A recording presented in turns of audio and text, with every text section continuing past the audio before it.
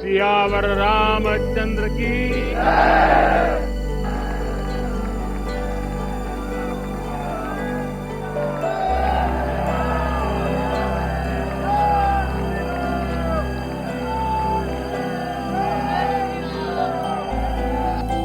सियावर रामचंद्र की सियावर रामचंद्र की जय सिया राम। उत्तर प्रदेश की राज्यपाल आनंदीबेन पटेल, राष्ट्रीय स्वयंसेवक संघ के परम पूजनीय सरसंघ चालक डॉक्टर मोहन भागवत जी, उत्तर प्रदेश के मुख्यमंत्री योगी आदित्यनाथ जी, श्री राम जन्मभूमि तीर्थ क्षेत्र ट्रस्ट के अध्यक्ष पूज्य महंत नृत्य गोपाल दास जी, पूज्य संत समाज, यहां पधारे सभी भक्तगण, देश और दुनिया से इस ऐतिहासिक पल के साक्षी बन रहे कोटि कोटि राम भक्त, देवी और सज्जनों, आज अयोध्या नगरी भारत की सांस्कृतिक चेतना के एक और उत्कर्ष बिंदु की साक्षी बन रही है। आज संपूर्ण भारत, संपूर्ण विश्व राममय है।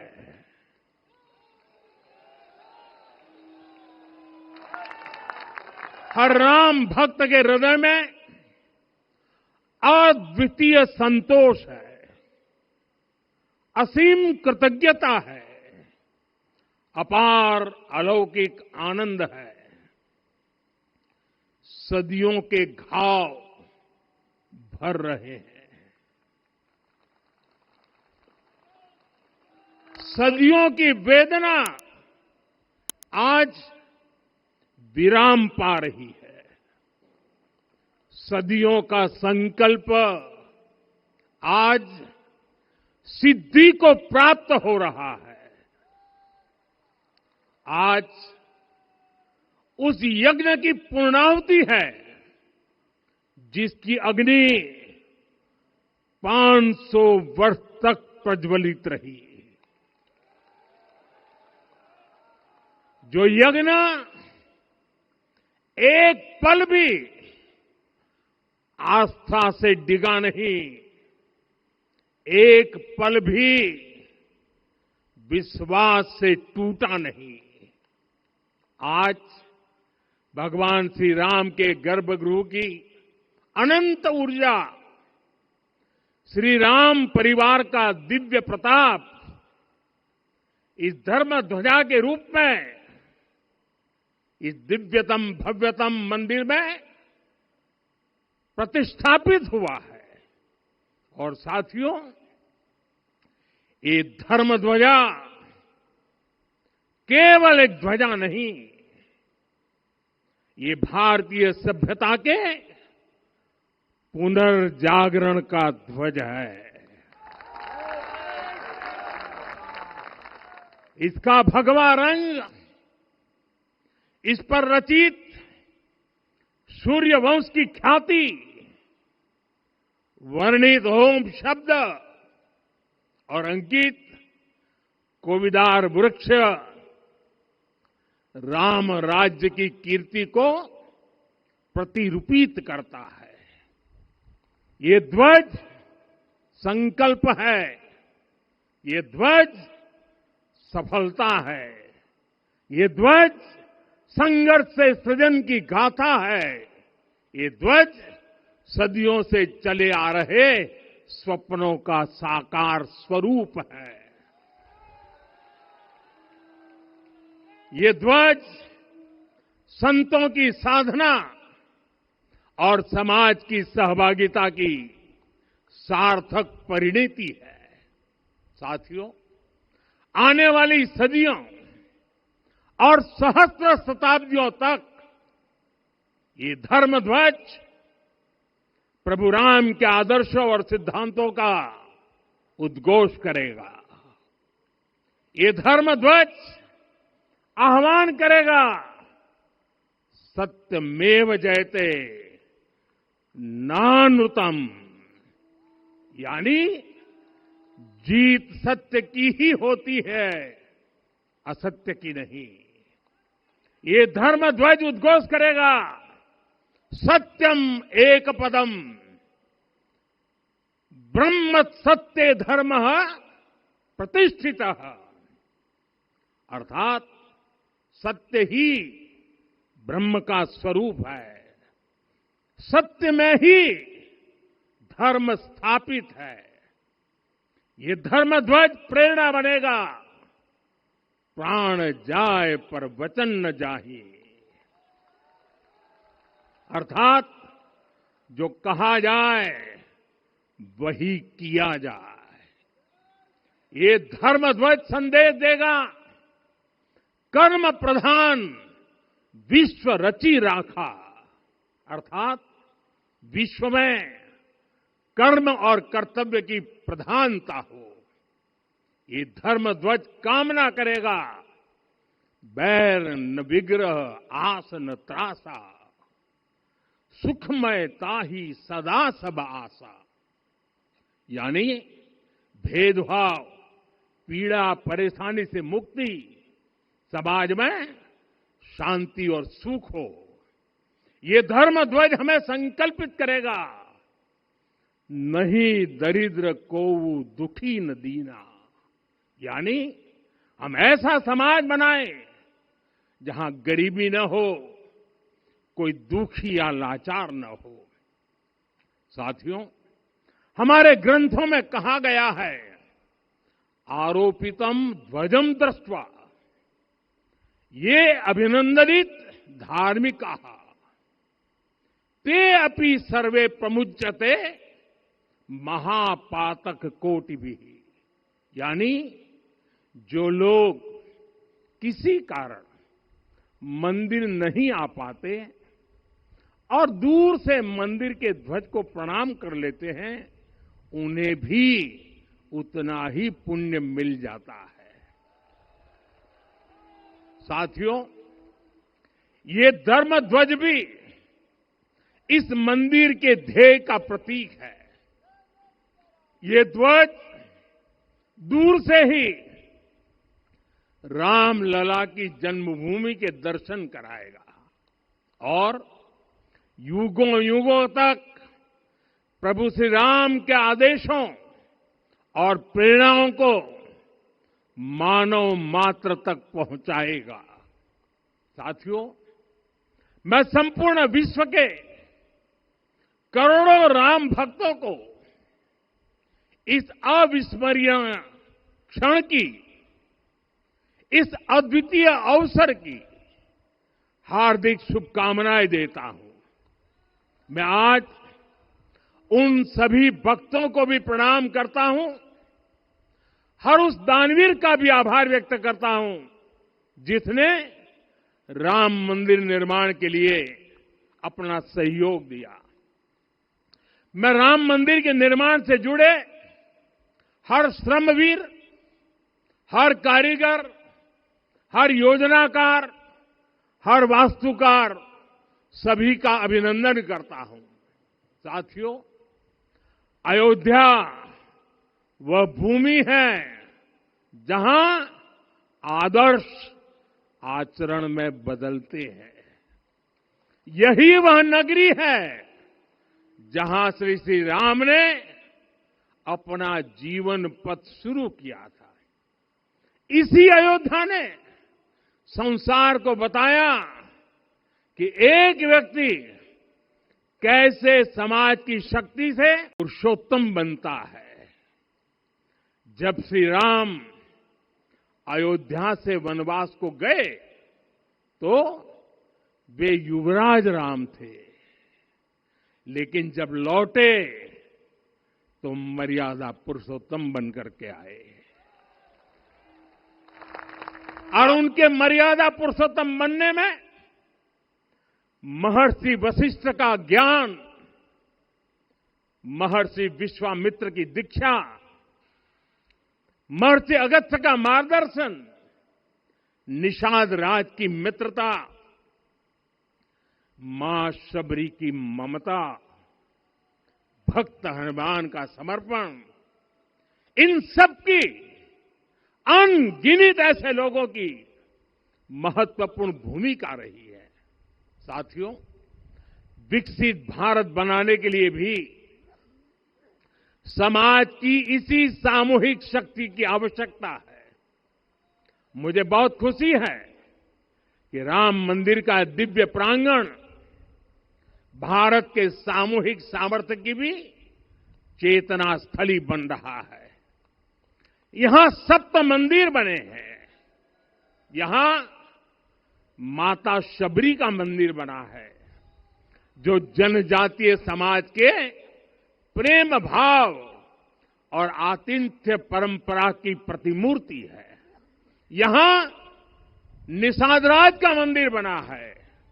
ये उस मित्रता का साक्षी है जो साधन नहीं, साध्य को, उसकी भावना को पूजती है। यहां एक ही स्थान पर माता अहिल्या है, महर्षि वाल्मीकि है, महर्षि वशिष्ठ है, महर्षि विश्वामित्र है, महर्षि अगस्त्य है और संत तुलसीदास है। रामलला के साथ साथ इन सभी ऋषियों के दर्शन भी यहीं पर होते हैं। यहां जटायु जी और गिलहरी की मूर्तियां भी है, जो बड़े संकल्पों की सिद्धि के लिए हर छोटे से छोटे प्रयास के महत्व को दिखाती है। मैं आज हर देशवासी से कहूंगा कि वो जब भी राम मंदिर आए तो सप्त मंदिर के दर्शन भी अवश्य करें।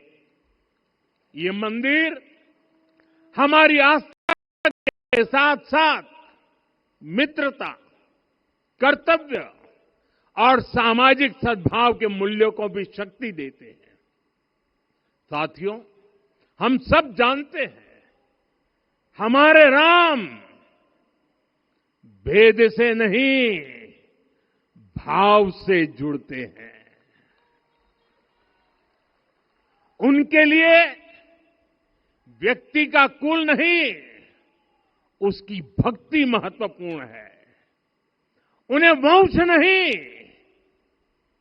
मूल्य प्रिय है।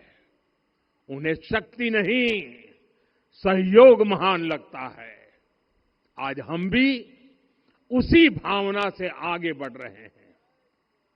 पिछले 11 वर्षों में महिला, दलित, पिछड़े, अति पिछड़े, आदिवासी, वंचित, किसान, श्रमिक, युवा, हर वर्ग को विकास के केंद्र में रखा गया है।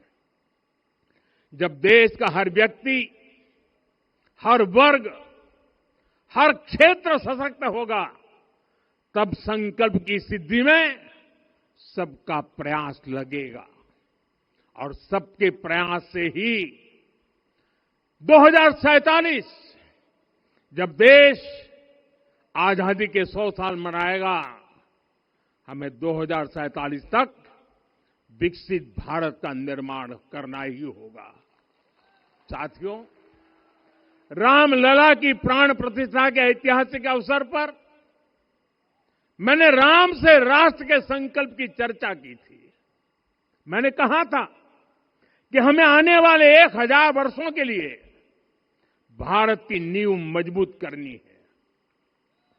हमें याद रखना है, जो सिर्फ वर्तमान का सोचते हैं वो आने वाली पीढ़ियों के साथ अन्याय करते हैं। हमें वर्तमान के साथ साथ भावी पीढ़ियों के बारे में भी सोचना है, क्योंकि हम जब नहीं थे ये देश तब भी था, जब हम नहीं रहेंगे ये देश तब भी रहेगा। हम एक जीवंत समाज है, हमें दूरदृष्टि के साथ ही काम करना होगा।